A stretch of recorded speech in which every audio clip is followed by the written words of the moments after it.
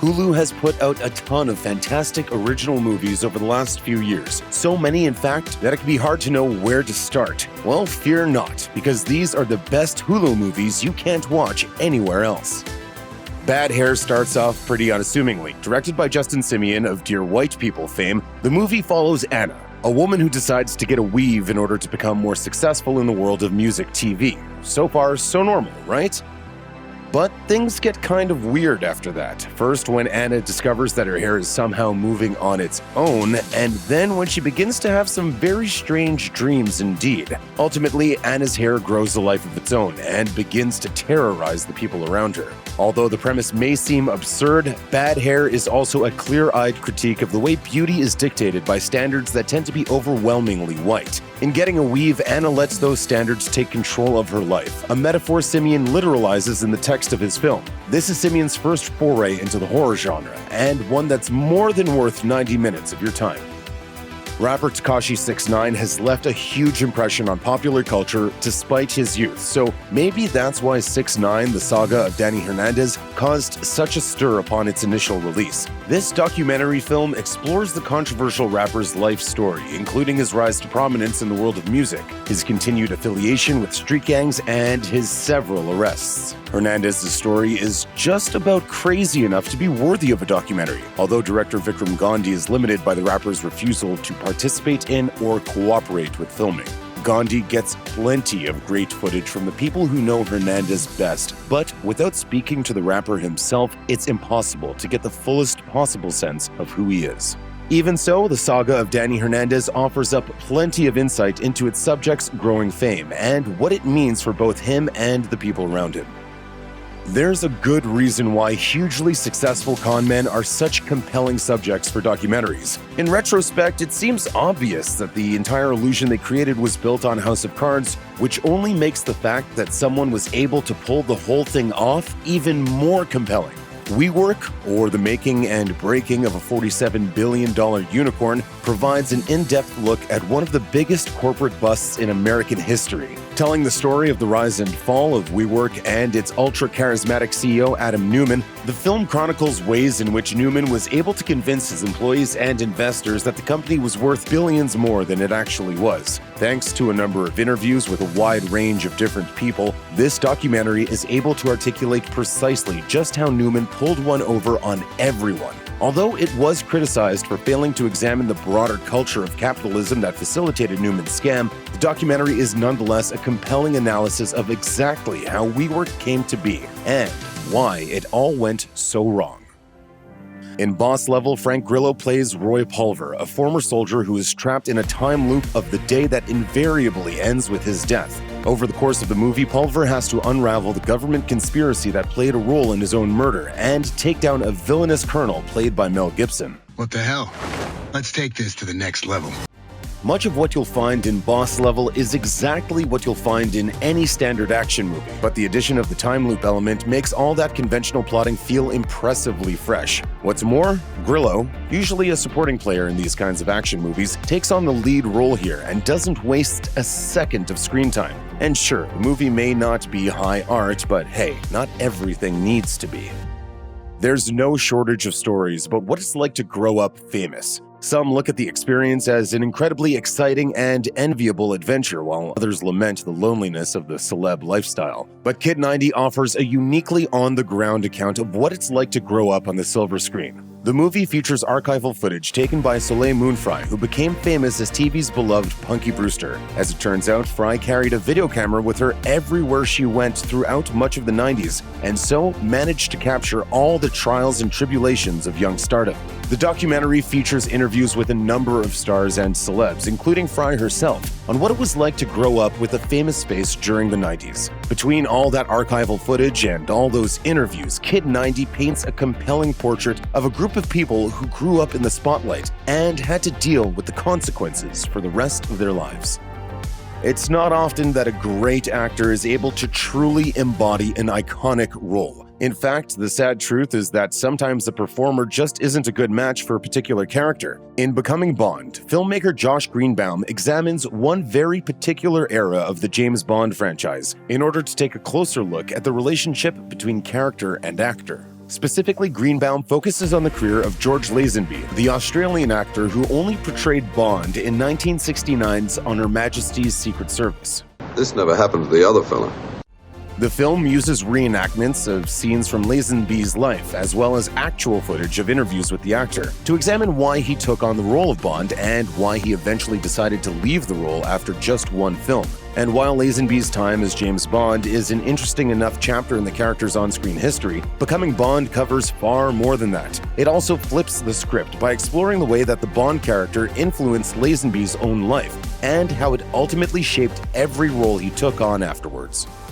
Thanks to her passionate efforts to raise awareness about climate change, Greta Thunberg has become one of the most famous activists in the world. Citizens of every continent have watched her speak at the UN, or followed her as she traveled across the world by boat. I Am Greta, however, offers a more intimate look at Thunberg's efforts to convince the world that the climate crisis is its #1 problem. The film was knocked slightly for its lack of truly revelatory insights into Thunberg herself, but it's clear from her public persona that she's not really interested in hogging any glory. Instead, she's focused on an issue that she sees as an emergency, and the documentary makes it clear that her mission is much more important to her than any specific details about her own life. Regardless of whether you learn anything new about her or her cause, I Am Greta should help you understand why her activism has been so transformative for so many people. Weirdly enough, what the Amazing Johnathan documentary really gets at is what it actually means to make a documentary. The movie's director, Ben Berman, follows the Amazing Johnathan, a magician dying of heart disease on his final tour.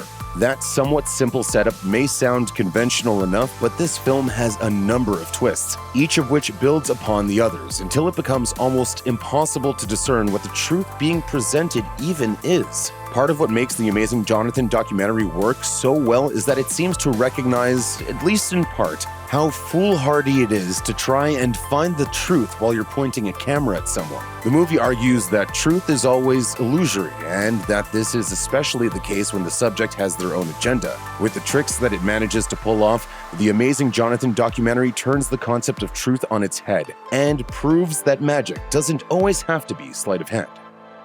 Although many of Hulu's most successful projects are documentaries, its narrative films have also enjoyed a great deal of acclaim. Little Monsters, for example, is one of the streaming service's most popular movies thanks in large part to a hugely memorable performance by Lupita Nyong'o. The movie tells a story of a kindergarten teacher who has to defend a group of children from an impending zombie apocalypse. As you might imagine, things quickly get gory, messy, and bizarrely adorable. Obviously, there are a whole horde of zombie movies out there, but Little Monsters manages to put a fresh spin on many of the genre's most well-worn tropes. As a horror comedy, it can take certain tonal liberties other films can't, and makes thorough use of this opportunity too. Moreover, Little Monsters serves as definitive proof that Nyong'o is as skilled at comedy as she is at drama, and acts as a delightful counterpoint to her more serious horror work. All in all, this is the kind of offbeat, enchanting movie that doesn't often get made in Hollywood these days, especially in the world of zombie horror.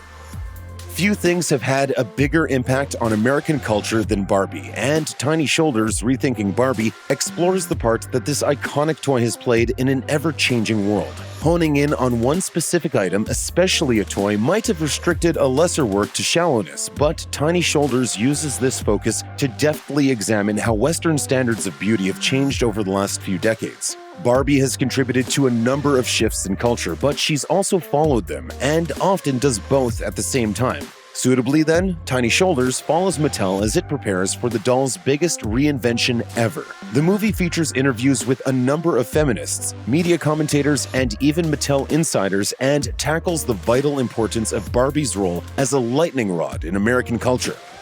The Fyre Festival may have been the absolute peak of 2010's scammer culture, and Fyre Fraud tells the full story in excruciating detail. In case you didn't know, this 2017 festival promised to be one of the most exclusive parties of the year.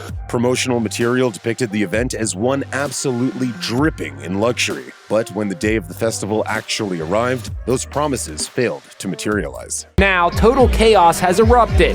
Fans are fleeing the Fyre Festival on emergency flights out of the Bahamas. By focusing on Billy McFarland, the entrepreneur at the center of the Fyre Festival plan, Fyre Fraud really gets to the rot at the heart of the event. Specifically, it asks how he managed to convince the world that he knew what he was doing, even when he really didn't. The documentary spends plenty of time on the build-up to the festival, but it's definitely not time wasted, as the payoff is almost ludicrously sweet. The Fyre Festival scandal was broadly publicized as it happened, but the documentary exposes the event's horrible conditions in even closer detail. Fyre Fraud also gets at something deeper about the culture McFarland exploited, by suggesting that people are most easily fooled when they're offered something too glamorous to pass up. When you think of Kristen Stewart, you probably don't think of quirky rom-coms, but if Happiest season is any indication, maybe you ought to. This charming movie stars Stewart as Abby and Mackenzie Davis as Harper, a couple who journey to Harper's family home for Christmas. There's just one problem. Harper's straight-laced parents don't know that their darling daughter is a lesbian. As a result, Abby has to pretend that they're just close friends, even though she's been eagerly planning to pop the question on Christmas morning. Happiest season plays into a number of tropes found in the romantic comedy genre. This doesn't drag the film down, however. In fact, its strong central performances breathe new life into those old cliches. This movie is a sweet and delightful festive diversion and serves a reminder that good actors can do great work in any genre. Pete Davidson's turn toward the dramatic may seem like a surprise, but for the most part, the public seems to have embraced it. He got a whole heap of positive attention for The King of Staten Island, and has now earned further praise for a supporting turn in Big Time Adolescence. This movie follows Davidson's Zeke, a drug-dealing college dropout who becomes a mentor to a rule-abiding teen. This is a classic coming-of-age story, and certainly features a great deal of the genre's typical conventions. Thanks to a sharp script and a precise ear for dialogue, however, Big Time Adolescence manages to transcend its formula. Davidson, in particular, earned praise for his performance in the film, which is a much more sensitive turn than what people have come to expect from him. The entire cast shines, though, and they're a huge part of what makes Big Time Adolescence one of Hulu's best films. Untouchable was one of the first documentaries to tackle the rise and fall of Harvey Weinstein.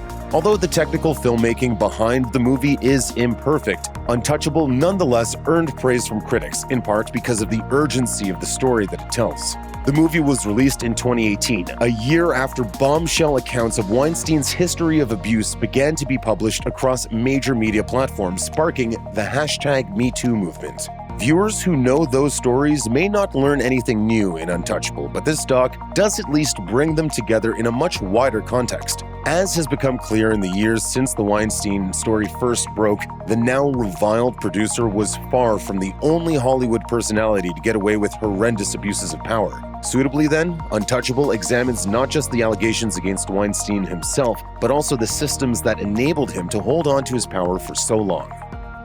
The stories following the creation of comic book characters are often stories of credit, about those who get it for bringing such iconic characters to life and those who are ultimately brushed to the side. In Batman and Bill, audiences are treated to the story of Bill Finger, an unheralded comic book writer who played a crucial role in creating Batman. It wasn't until after Finger's death that people began to recognize the massive contributions he made to the character.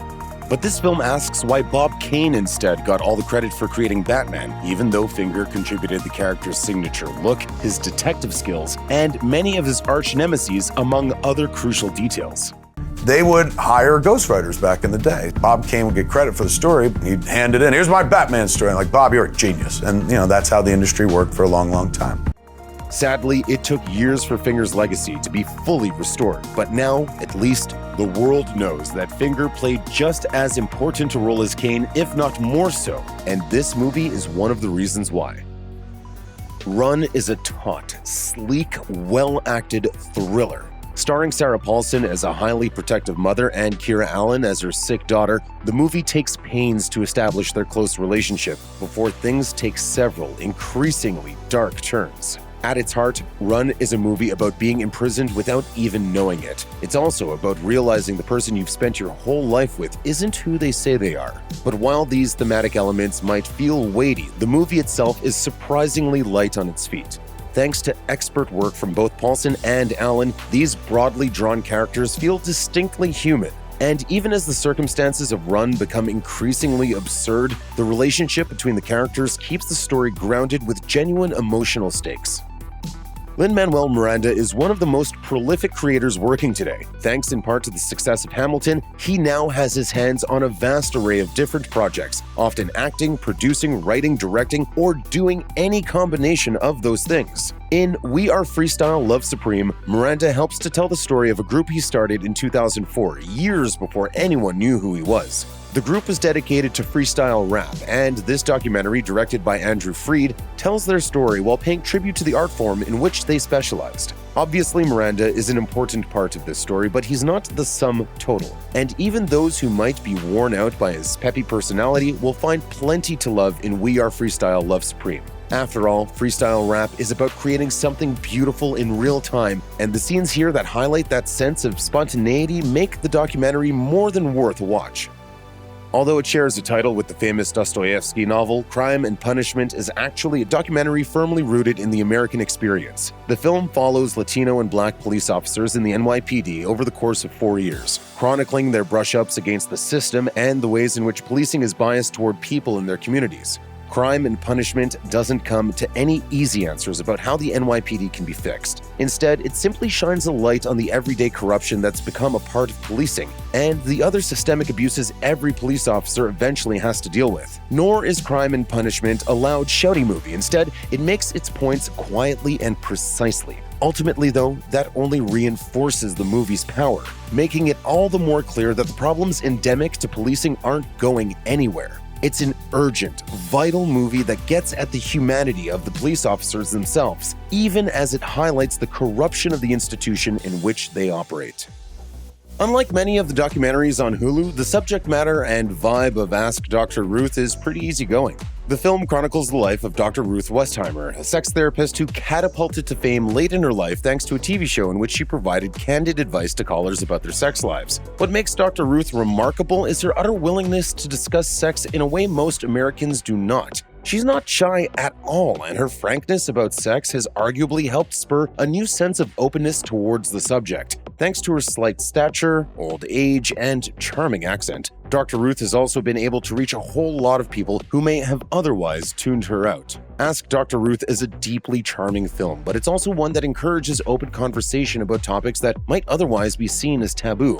According to Dr. Ruth herself, sex should not be a topic we're afraid of. We should be willing to dive in head first, she says, no matter what may come of it. And this documentary embodies that stance with open-hearted abandon. Palm Springs debuted fairly early on in the American COVID-19 lockdown, and it couldn't have been more perfectly timed. The comedy, which stars Andy Samberg and Kristen Milioti, follows Miliotti's character as she becomes embroiled in a time loop that Samberg's character has been stuck in for some time. It's one of those infinite time loop situations you might have heard about. That I might have heard about? Yeah. The movie has plenty of fun with that conceit, but it also updates the Groundhog Day formula by asking what would happen to a relationship in which both people are forced to relive the same day over and over again. Thanks to note-perfect performances from Samberg and Miliotti, plus a little help from J.K. Simmons, Palm Springs is always charming and frequently moving. As one of the very best movies that Hulu has to offer, it delivers not just laughs, but genuine emotion and a beautiful love story to boot. With the advent of influencer culture, the world has been treated to an entirely new type of celebrity, and for some young people, the possibilities that the influencer lifestyle offers is tantalizing. Jawline follows Austin Tester, a teenager from Tennessee trying to make it big online so he can escape his small-town life. Although there are plenty of movies out there about the horrors of the internet, Jawline is not one of them. Instead, it's a tender look at one kid who's trying to make it, and a subculture that has a tendency to consume people like him and spit them out without ever acknowledging their humanity. Jawline doesn't pass any judgment on its subject, instead arguing that the idea of internet fame is so attractive because it offers a route out of the dead end, something that seems increasingly hard to find in today's world. Sometimes, documentaries choose to tell stories that most people are already pretty familiar with. Other times, though, they introduce brand new subjects to a largely ignorant audience. So it goes in Dumb, the story of Big Brother magazine. Director Patrick O'Dell shines a spotlight on this obscure publication, which somehow catapulted a generation of skaters to fame and also led to the creation of MTV's Jackass. Featuring interviews with a number of the era's icons, this movie tells the story of a generation of young rebels who eventually became incredibly successful within their fields. Dumb isn't quite as widely known as many of the films on this list, but it's earned plenty of praise from critics who hailed the film as an effective chronicle of a group of people who felt like breaking the rules, for no other reason than because they could. Although it wasn't as much of a phenomenon as the original March of the Penguins, this sequel features all of the elements that make the first film so winning. Morgan Freeman returns to narrate the project, and the story at the film's center is just as compelling as anything that happens in the first film. The next step follows a group of penguins as they journey to a mysterious destination after one of their young hears an enigmatic call. Above all else, this sequel, which came more than a decade after the original film, serves as proof that penguins make deeply compelling subjects for nature documentaries. Of course, even as the documentary wonders at their beauty, it's hard not to see the impending threat of climate change hanging over their heads. To that end, March of the Penguins 2 isn't just about the beauty of Antarctic wildlife, it's also a harsh reminder that it may not be around forever. Too Funny to Fail is both hilarious and refreshingly low stakes. The documentary tells the story of the Dana Carvey show, specifically all the ways in which it failed to succeed, despite the many talented people working behind the scenes. Stephen Colbert, Steve Carell, and of course Dana Carvey all worked on the show, but that didn't keep it from flaming out in truly stupendous fashion.